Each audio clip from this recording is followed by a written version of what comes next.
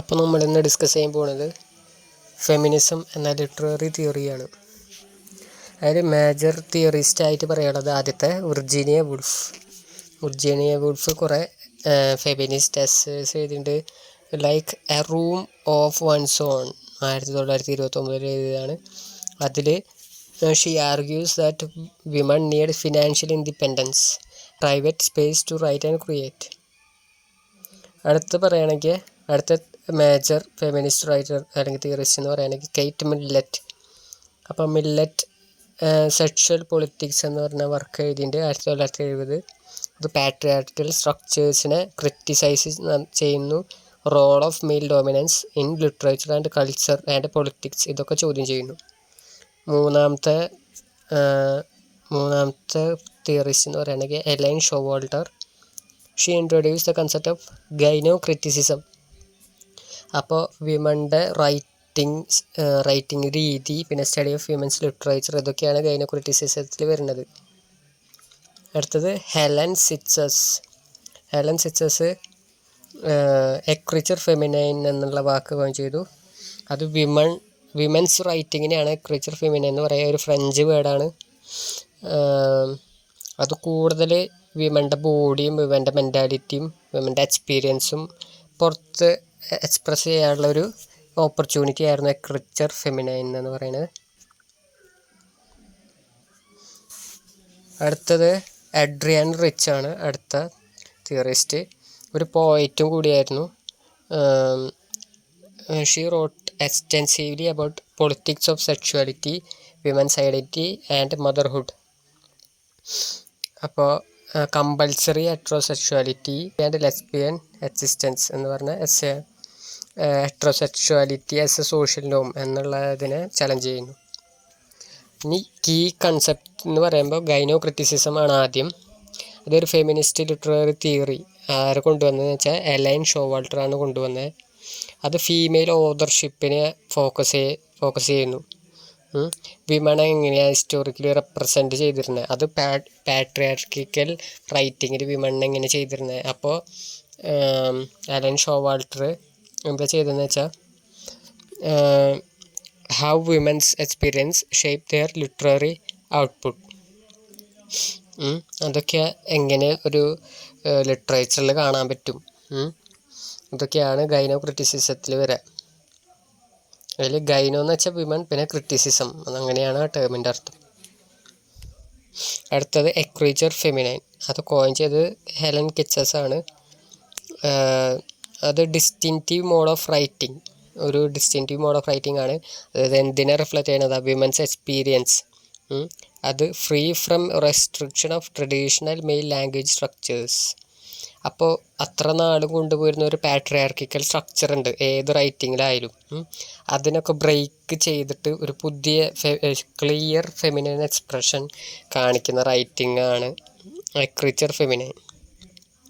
അത് ഫ്ലൂയിഡും emotional and non linear സ്റ്റൈലിനൊക്കെ അത് പ്രൊമോട്ട് ചെയ്തു. മൂന്നാമത്തെ വുമനിസം കോയിൻ ചെയ്തത് ആലിസ് വോക്കറാണ്. It is use to represent the experience and struggles of black woman. ഇപ്പോൾ ഗൈനോ ക്രിറ്റിസിസത്തിൻ്റെ ഒരു പോരായ്മ എന്ന് പറയുകയാണെങ്കിൽ അത് യൂണിവേഴ്സലായിട്ട് എടുക്കും. വിമൻ്റെ എക്സ്പീരിയൻസിനെ യൂണിവേഴ്സലായിട്ട് എടുത്തിരുന്നു. എന്നുവെച്ചാൽ സബ്ജക്റ്റിവിറ്റിക്ക് പ്രാധാന്യം വന്നത് നമ്മുടെ എക്രിച്ചർ ഫെമിനൈനിലാണ് കുറച്ചും കൂടി സബ്ജക്റ്റിവിറ്റിക്ക് പ്രാധാന്യം വന്നത്. എന്നുവെച്ചാൽ ഓരോ വിമണിനും ഓരോ ഡിഫറെൻ്റ് ആയിട്ടുള്ള എക്സ്പീരിയൻസ് ആയിരിക്കും, അതൊക്കെ എക്സ്പ്രസ് അവരുടെ രീതിയിൽ ചെയ്യണം. പക്ഷേ ഗൈനോ ക്രിറ്റിസിസത്തിൽ എല്ലാ വിമൻ്റെ എക്സ്പീരിയൻസ് ഏകദേശം ഒരേപോലെയാണെന്നൊക്കെ പറഞ്ഞിരുന്നു. അതൊരു ഡ്രോബാക്കാണ്. അപ്പം കുറച്ചും കൂടി ഡീപ്പായിട്ട് ഒരു മാർജിനലൈസേഷൻ്റെ പഠനം നടത്തുന്നത് വിമണിസത്തിലാണ്. എന്നുവെച്ചാൽ ബ്ലാക്ക് വിമണിനും കൂടിയും കൺസിഡർ ചെയ്യണം. സാധാരണ ഇപ്പോൾ ഫെമിനിസം എന്നൊക്കെ പറയുമ്പോൾ മിഡിൽ ക്ലാസ് വൈറ്റ് വുമണും അപ്പർ ക്ലാസ് വൈറ്റ് വുമണൊക്കെ വന്നിരുന്നുള്ളൂ. ബ്ലാക്ക് വിമണിൻ്റെ സ്ട്രഗിൾസ് കുറച്ചും കൂടിയും കുറച്ചും കൂടിയും പെയിൻഫുള്ളായിരുന്നു, കുറച്ചും കൂടി മാർജിനലൈസ്ഡ് ആണല്ലോ. അപ്പോൾ അതൊന്നും വല്ലാതെ കൺസിഡർ ചെയ്തിരുന്നില്ല both in gynocriticism and ecriture feminine. അപ്പോൾ വ്യൂമണിസത്തിലാണ് കൂടുതൽ ബ്ലാക്ക് വിമൻ്റെ സ്ട്രഗിൾസിന് പ്രാധാന്യം കൊടുത്തത്.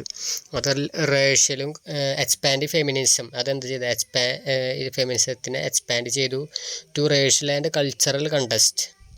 അടുത്തത് the language problem in feminism. അപ്പോൾ ഈ കൺസെപ്റ്റ് എന്ന് പറയുന്നത് നമ്മൾ ഉപയോഗിക്കുന്ന ലാംഗ്വേജ്, നമ്മൾ ഡെയിലി ലൈഫിൽ ഉപയോഗിക്കുന്ന ലാംഗ്വേജ്, അഥവാ ഏത് മലയാളം ആയിക്കോട്ടെ, ഹിന്ദി ആയിക്കോട്ടെ, ഇംഗ്ലീഷ് ആയിക്കോട്ടെ, ഇതൊക്കെ ഒരു പാട്രിയാർക്കൽ സെൻറ്റേർഡാണ്. ഓരോ വാക്കും നമ്മൾ ശ്രദ്ധിച്ചാലറിയാം, കുറേ വാക്കുകൾ ഇതൊക്കെ എന്ന് വെച്ചാൽ ഹ്യൂമൻ എന്ന് പറയുന്നതിന് പകരം മാൻകൈൻഡ് അങ്ങനത്തെ വാക്കുകളൊക്കെ, ആക്ട്രസ് അങ്ങനെ ഒരു വ്യത്യാസം, ഇതൊക്കെ ഇങ്ങനത്തെ ലാംഗ്വേജ് പ്രോബ്ലമാണ് ഫെമിനിസം അഡ്രസ്സ് ചെയ്തത് ഇതിൽ. അത് feminist like Cixous and Luce Irigaray അവരാണ് ഇത് ആർഗ്യൂ ചെയ്തത്. എന്നിട്ട് സ്ട്രക്ചർ ചേഞ്ച് ചെയ്യണം, എന്നിട്ട് വിമൻ്റെ എക്സ്പീരിയൻസിന് കൂടുതൽ എക്സ്പ്രസ് ചെയ്യാൻ കഴിയുന്ന ലാംഗ്വേജ് സ്ട്രക്ചർ ആയിരിക്കണം എന്നൊക്കെ പറഞ്ഞു. അടുത്തത് മാർക്സിസ്റ്റ് ഫെമിനിസം. മാർക്സിസ്റ്റ് ഫെമിനിസം എന്ന് പറയുമ്പോൾ it examines how capitalism and patriarchy together oppressed woman. അപ്പോൾ ഈ വിമണിനെ കൂടുതൽ ഒപ്രസ് ചെയ്യുന്നത് പാട്രിയാർക്കും, അതിനോടൊപ്പം എന്താണ് അതിൽ കൂടുതൽ ഒപ്രസ് ചെയ്യുന്നത് ക്യാപിറ്റലിസം കൂടിയാണ്. അപ്പോൾ വിമണിന് കൂടുതൽ ഫ്രീഡം കിട്ടണമെങ്കിൽ, അല്ലെങ്കിൽ ഫുള്ളായിട്ടൊരു ഫ്രീഡം കിട്ടണമെങ്കിൽ ക്യാപിറ്റലിസം കൂടി ഇല്ലാണ്ടാവണം. അല്ലെങ്കിൽ ഈ ക്യാപിറ്റലിസത്തിൻ്റെ പേരിൽ വീണ്ടും വിമണിനെ ഓൾറെഡി മാർജിനലൈസ്ഡ് ആയിട്ട് കിടക്കുന്ന വിമണെ, അല്ലെങ്കിൽ ഒപ്രസ്ഡ് ആയി കിടക്കുന്ന വിമണെ കൂടുതൽ ഒപ്രസ് ആക്കാനുള്ള സിറ്റുവേഷൻ വരും. അപ്പോൾ ഇതൊക്കെയാണ് മാർക്സിസ്റ്റ് ഫെമിനിസ്റ്റിലെ എക്സ്പ്രസ് ചെയ്യണത്. അതിൽ gender equality, focusing on issues of labour, domestic വർക്കൊക്കെ വരും, പിന്നെ സ്ട്രഗിൾ മെയിനായിട്ട്. ഇനി ഫ്രഞ്ച് ഫെമിനിസം. അപ്പോൾ സിറ്റ്സസ് ഇറിഗറെ ആൻഡ് ജൂലിയോ ക്രിസ്റ്റാവ അങ്ങനെയുള്ള ഫെമിനിസ്റ്റുകൾ how language and psychoanalysis shape women's identity and social roles ഇതൊക്കെ ഒന്ന് ചർച്ച ചെയ്തു. അവർ symbolic structures and how women can disrupt the patriarchal language system. അപ്പോൾ ഇതൊക്കെയാണ് അവർ ഫോക്കസ് ചെയ്ത്. അടുത്തത് ലെസ്ബിയൻ ഫെമിനിസം.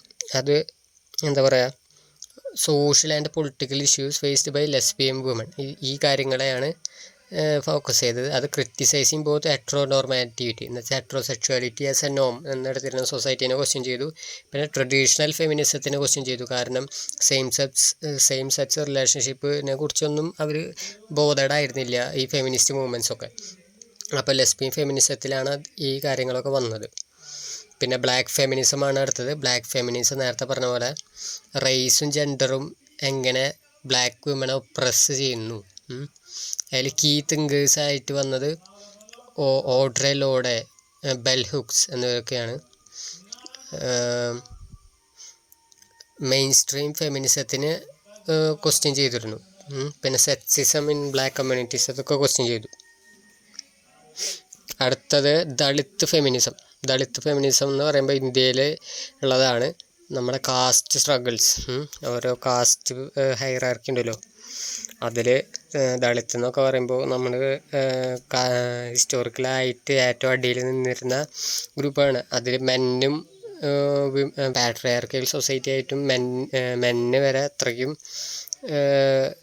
സ്ട്രഗിൾ അനുഭവിച്ചിട്ടുണ്ട്. അപ്പോൾ ആ ദളിത് വിമൻ്റെ അവസ്ഥ എന്തായിരിക്കും എന്ന് നമുക്ക് ആലോചിക്കാൻ വളരെ ബുദ്ധിമുട്ടാണ്. അപ്പോൾ അതാണ് ദളിത് ഫെമിനിസം അഡ്രസ്സ് ചെയ്തത്. കാരണം അവരെ ഡിഫറെൻ്റ് ആയിട്ട് ട്രീറ്റ് ചെയ്യണം എന്ന് വെച്ചാൽ ജസ്റ്റ് ഫെമിനിസം മാത്രം പോരാ, ദളിത് ഫെമിനിസം തന്നെ ഒരു സെപ്പറേറ്റ് ഇൻഡിപെൻഡൻസ്, ഒരു ഐഡൻറ്റിറ്റി ഉണ്ടെങ്കിൽ അത് പുറത്ത് കൊണ്ടുവരാൻ പറ്റുള്ളൂ എന്നൊക്കെ. അതാണ് ദളിത് ഫെമിനിസം ഫോക്കസ് ചെയ്തത്. അടുത്തത് പോസ്റ്റ് ഫെമിനിസം. പോസ്റ്റ് ഫെമിനിസം എന്ന് പറയുന്നത് it is a reaction to second wave feminism. Second wave ഫെമിനിസത്തിന് ഒരു റിയാക്ഷൻ ആയിട്ടാണ് പോസ്റ്റ് ഫെമിനിസം വന്നത്. അതിൽ പറഞ്ഞത് ഫെമിനിസത്തിന് അത്ര നാൾ കളക്റ്റീവായിട്ടാണ് അഡ്രസ്സ് ചെയ്തിരുന്നത്, എല്ലാവർക്കും ഒരു യൂണിവേഴ്സലായിട്ടുള്ള പ്രോബ്ലമാണ് എന്നൊക്കെ പറഞ്ഞത്. പക്ഷെ അതങ്ങനെയല്ല എന്നാണ് പോസ്റ്റ് ഫെമിനിസം പറഞ്ഞത്. കാരണം എല്ലാവരുടെയും നീഡ് ഡിഫറെൻ്റ് ആണ്, എല്ലാവരുടെയും ഇൻട്രസ്റ്റ് ഡിഫറെൻ്റ് ആണ്. അതൊക്കെ ഇൻഡിവിജ്വലായിട്ട് ഫോക്കസ് ചെയ്യണം. ഇൻഡിവിജ്വൽ എംപവർമെൻറ്റിന് ആണ് ഇമ്പോർട്ടൻസ് കൊടുക്കേണ്ടത് റാദർ ദെൻ കളക്റ്റീവ് മൂവ്മെൻറ്റ്സ് ആണ് ഇവർ പറഞ്ഞത്. പിന്നെ എലൻ ഷോ വാൾട്ടർ ഒരു എസ് എഴുതിയിട്ടുണ്ട്, ടുവാർഡ്സ് എ ഫെമിനിസ്റ്റ് പോയറ്റിക്സ് എന്ന് പറഞ്ഞ എസ്സേയിൽ അതിൽ ഷോ അത്ര നാൾ ഫെമിനിസ്റ്റ് ക്രിറ്റിക്കാണ് നിന്നിരുന്നത്. ഫെമിനിസ്റ്റ് ക്രിറ്റിക് എന്ന് പറയുമ്പോൾ അനലൈസിങ് ലിറ്ററേച്ചർ ബൈ മെൻ എഴുതിയ ലിറ്ററേച്ചറിലെ പാട്രിയാർക്കൽ സ്ട്രക്ചേഴ്സ് നോക്കി കണ്ടെത്തുന്നതാണ് ഫെമിനിസ്റ്റ് ക്രിറ്റിക്. പക്ഷെ അത് ഷോ വാൾട്ടർ എന്താ ചെയ്തത്, ഗൈനോ ക്രിറ്റിസിസം കൊണ്ടുവന്നു. അതിലെന്താണ് വിമൺ എഴുതിയ ലിറ്ററേച്ചർ അനലൈസ് ചെയ്യലായിരുന്നു അതിൽ ഉദ്ദേശം. അതിൽ ഈ എസ്സേയിൽ ഷോ വാൾട്ടർ വിമൻസ് റൈറ്റിങ്ങിൻ്റെ 3 സ്റ്റേജസ് ആയിട്ട് ഡിവൈഡ് ചെയ്തിട്ടുണ്ട്. ആദ്യത്തെ ഫെമിനൈൻ സ്റ്റേജ് എന്ന് പറയുമ്പോൾ മെയിൽ നോംസിനെ ഇമിറ്റേറ്റ് ചെയ്യുന്നു. എന്ന് വെച്ചാൽ മെയിൽ സ്ട്രക്ചേർഡ് ആയിട്ടുള്ള പാട്രിയാർക്കൽ ലാംഗ്വേജ് ഒന്നും കളയാതെ ജസ്റ്റ് വിമൺ ഓതേഴ്സ് അത് നിലനിർത്തി എഴുതുന്നതിനെയാണ് ഫെമിനൈൻ എന്ന് പറയാം. രണ്ടാമത്തെ സ്റ്റേജ് എന്ന് പറയുന്നത് ഫെമിനിസ്റ്റ് സ്റ്റേജ്. അത് protesting against male standard of writing. മെയിലിൻ്റെ രീതി, എഴുതാനുള്ള രീതിനെ എതിർത്തിട്ടാണ് ഫെമിനിസ്റ്റ് സ്റ്റേജ് വന്നത്. മൂന്നാമത്തെ സ്റ്റേജ് ഫീമെയിൽ എന്ന് വെച്ചാൽ exploring women's identity and voice. ഇതാണ് മൂന്നാമത്തെ സ്റ്റേജിൽ വരാം. ഇത് പഠിക്കേണ്ടത് ആദ്യത്തെ ഇമ്പോർട്ടൻ്റ് ആയിട്ടുള്ളത് ഗൈനോ ക്രിറ്റിസിസം ആണ്. അതൊരു ഫെമിനിസ്റ്റ് ലിറ്റററി തിയറിയാണ്. Focuses on women writers and their works. അപ്പോൾ ട്രഡീഷണൽ മെയിൽ ഡോമിനേറ്റഡ് ലിറ്റററി ക്രിറ്റിസിസത്തിനെ അല്ലാതെ അനലൈസ് ചെയ്യാതെ analyse literature from a female centred പേഴ്സ്പെക്റ്റീവിൽ ലിറ്ററേച്ചർ അനലൈസ് ചെയ്യുന്നു. അപ്പോൾ വിമൻ്റെ എക്സ്പീരിയൻസ്, അവരെ body and social role shape the writing, ഇതൊക്കെയാണ് അതിൽ പറഞ്ഞത്. It encourages critics to explore the female literary tradition, how women writers challenge male norms, and how their works speak to women's issues like motherhood, sexuality and identity. അപ്പോൾ Ellen show വാൾട്ടറാണ് introduce ചെയ്തത്. അപ്പോൾ female ഓതർഷിപ്പിലെ കുറിച്ചൊരു deep സ്റ്റഡിയാണ് ഗൈനോ criticism. ഇനി എക്രീച്ചർ ഫെമിനൈനാണ് നമ്മുടെ അടുത്തത് ശ്രദ്ധിച്ചിരിക്കേണ്ട കാര്യം. അത് Helen സിച്ചസ് ആണ് കൊണ്ടുവന്നത്. അത് unique way of feminine writing, characterized by fluidity, emotion and resistance to structured logical language. ഇതിനൊക്കെ എതിരായിട്ടുള്ള മൂവ്മെൻ്റ് ആയിട്ടുള്ള രീതിയിലാണ് ഹെലൻ സിച്ചസ് ഇത് കൊണ്ടുവന്നത്. അപ്പോൾ എക്രീച്ചർ ഫെമിനിൻ്റെ ഏറ്റവും ഇമ്പോർട്ടൻ്റ് ആയിട്ടുള്ള കാര്യം എന്ന് വെച്ചാൽ ട്രഡീഷണൽ പാട്രിയാർക്കൽ ലാംഗ്വേജ് സ്ട്രക്ചറിനെ ബ്രേക്ക് ചെയ്യുന്നു. അപ്പോൾ സിച്ചസ് encourages women to express themself through their bodies, emotions and experiences. Confirm ചെയ്യുന്നതിനെക്കാട്ടിയും നല്ലത് ഇങ്ങനെ എക്സ്പ്രസ് ചെയ്യുകയാണെന്ന് ഹെലൻ സിച്ചസ് പറഞ്ഞു. അപ്പോൾ ഈ കോൺസെപ്റ്റിൽ ലാംഗ്വേജ് തന്നെ ട്രാൻസ്ഫോം ചെയ്യാനാണ് സിച്ചസ് പറയുന്നത്. വിമൻസ് ഒരു male centric language system break ചെയ്തിട്ട് കൂടുതലും ഫീമെയിൽ സെൻറ്റേർഡ് ആക്കാനാണ് നോക്കിയത്. അടുത്തത് വിമണിസം നമ്മൾ പറഞ്ഞു. അത് കോയിൻ ചെയ്തത് അലീസ് വോക്കറാണ്. അത് വിമണിസത്തിൽ എന്താ പറഞ്ഞിരുന്നതെന്ന് വെച്ചാൽ ബ്ലാക്ക് വിമൻ്റെ എക്സ്പീരിയൻസും സ്ട്രഗിൾസും ഫെമിനിസം കോമൺലി അഡ്രസ്സ് ചെയ്തിരുന്നില്ല. മെയിൻ സ്ട്രീം ഫെമിനിസം അഡ്രസ്സ് ചെയ്തിരുന്നില്ല. അപ്പോൾ എന്താ ചെയ്തതെന്ന് വെച്ചാൽ ഈ ബ്ലാക്ക് വിമണിസം വന്നതോടുകൂടി ബ്ലാക്ക് വിമൻ്റെ എക്സ്പീരിയൻസ് ഒന്ന് ചർച്ച ചെയ്യാൻ തുടങ്ങി. അത് ഫെമിനിസത്തിനെ ഒന്ന് എക്സ്പാൻഡ് ചെയ്തു. അടുത്തത് ലാംഗ്വേജ് പ്രോബ്ലം എന്ന് നമ്മളിതൊന്ന് പറഞ്ഞു. അത് concept critics how language it self is often patriarchal. ഞാൻ നേരത്തെ പറഞ്ഞ ഓരോ വേർഡുകൾ നമുക്ക് നോക്കിയറിയാം. അത് പാട്രിയാർക്കിക്കൽ എന്ന് വെച്ചാൽ മെയിൽ ഡോമിനേറ്റഡ് ആണ്. പവർ സ്ട്രക്ചേഴ്സ് നിലനിർത്താൻ വേണ്ടി ഉണ്ടാക്കിയ ലാംഗ്വേജ് ആണെന്ന് നമുക്ക് തോന്നിപ്പോവും. അപ്പോൾ ഫെമിനിസ്റ്റ് അതൊക്കെ ആർഗ്യൂ ചെയ്തു. ആ സ്ട്രക്ചർ തന്നെ അങ്ങനെ തന്നെയാണ്. നമ്മളത് ചെറുപ്പം തൊട്ട് അങ്ങനെ പഠിച്ചു വരാണ്. അത് ഹെലൻ സിച്ചസും ലൂയിസ് ഇറിഗറയൊക്കെയാണ് അതൊന്ന് റീഫോർമേഷനായിട്ടുള്ള കോൾ ആയിട്ട് എടുത്തത്. പിന്നെ മാർക്സിസ്റ്റ് ഫെമിനിസം പറഞ്ഞു. അത് വർക്ക് ഫോഴ്സിൽ ആൻഡ് ഡൊമസ്റ്റിക് ലേബറിൽ എങ്ങനെ വിമണ്ണെ ഒപ്രസ് ചെയ്തിരിക്കുന്നു എന്ന് വെച്ചാൽ ഈക്വൽ പേ ഇല്ല, അങ്ങനത്തെ കാര്യങ്ങൾ. പിന്നെ അവരെ കൊണ്ട് ഇഷ്ടമുള്ള പോലെ ജോലി ചെയ്യിപ്പിക്കുക, അങ്ങനത്തെ കാര്യങ്ങളൊക്കെ ആണ് മാർക്സിസ്റ്റ് ഫെമിനിസം കൂടുതൽ അഡ്രസ്സ് ചെയ്തത്.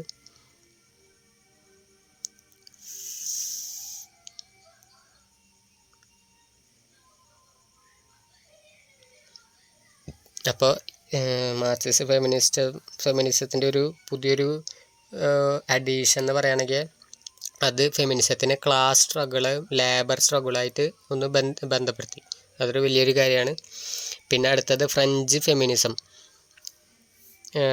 ഫെമിനിസ്റ്റ് ആയിട്ടുള്ള Helene Cixous, Irigaray and Julia ക്രിസ്റ്റോവയ്ക്കാണ് ഇതിലെ പ്രധാന ഫിഗേഴ്സ്. അത് അവരെന്താ ചെയ്തത്, ലാംഗ്വേജിലെ സൈക്കോ അനാലിസിസ് നടത്തി. വിമൺ റൈറ്റിങ്ങിലെ ലാംഗ്വേജിൻ്റെ സൈക്കോ അനാലിസിസ്, സിംബോളിക് സ്ട്രക്ചേഴ്സ്, ഇതൊക്കെയാണ് അവർ ഐഡൻറ്റിഫൈ ചെയ്തത്. അടുത്തത് ലെസ്ബിയൻ ഫെമിനിസത്തിൽ എന്താ പറഞ്ഞതെന്ന് വെച്ചാൽ അത് സെക്ഷുവാലിറ്റിനെ സോഷ്യലും പൊളിറ്റിക്കലും കൾച്ചറലും ആയിട്ട് ഡോമിനേറ്റ് ചെയ്യുന്ന അവസ്ഥ, അതൊരു നോമായിട്ട് എടുക്കുന്നതിനെ ചോദ്യം ചെയ്തതാണ്.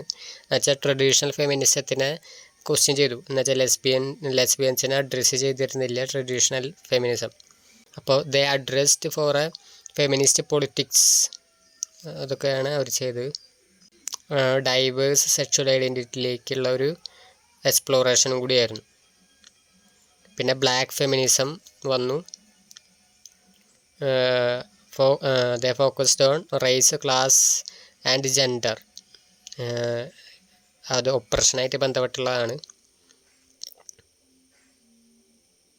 അത് അവർ ആർഗ്യൂ ചെയ്തെന്ന് വെച്ചാൽ മെയിൻ സ്ട്രീം ഫെമിനിസം ഓവർലുക്ക് ചെയ്യും ഏതിനെ, നമ്മുടെ വിമൺ ഓഫ് കളർ ഫേസ്ഡ് എന്ന് വെച്ചാൽ കളർ ജസ്റ്റ് യൂണിവേഴ്സലായിട്ട് എടുക്കുകയാണ് വിമൻ്റെ സ്ട്രഗിൾ. പക്ഷെ അത് യൂണിവേഴ്സലല്ല, എല്ലാ ഗ്രൂപ്പിനും പല പല സ്ട്രഗിൾസാണുള്ളത്. എന്ന് വെച്ചാൽ ബ്ലാക്ക് ഫീമെയിൽസിന് അവരുടേതായ സ്ട്രഗിൾസ് ഉണ്ട്. അപ്പോൾ black feminism introduce the concept of ഇൻ്റർസെക്ഷനാലിറ്റി which highlights how multiple forms of oppression work together, marginalizing women of color. അടുത്തത് ദളിത് ഫെമിനിസം ഇന്ത്യയിലാണ് വന്നത്. കാസ്റ്റ് സ്റ്റാറ്റസും ജെൻഡറും കൂടി കമ്പൈൻ ചെയ്യുമ്പോൾ വിമണിനെ വരുന്ന സ്ട്രഗിൾസാണ് ദളിത് ഫെമിനിസം അഡ്രസ്സ് ചെയ്തത്. അത് അപ്പർ കാസ്റ്റ് ഫെമിനിസത്തിനെയും ട്രഡീഷണൽ ഫെമിനിസത്തിനെയും ഒക്കെ അഡ്രസ്സ് ചെയ്തു, ക്രിറ്റിസൈസ് ചെയ്തു. കാരണം ദളിത് ഫീമെയിൽസിൻ്റെ അവസ്ഥ അത്രയ്ക്ക് പരിതാപകരമായിരുന്നു.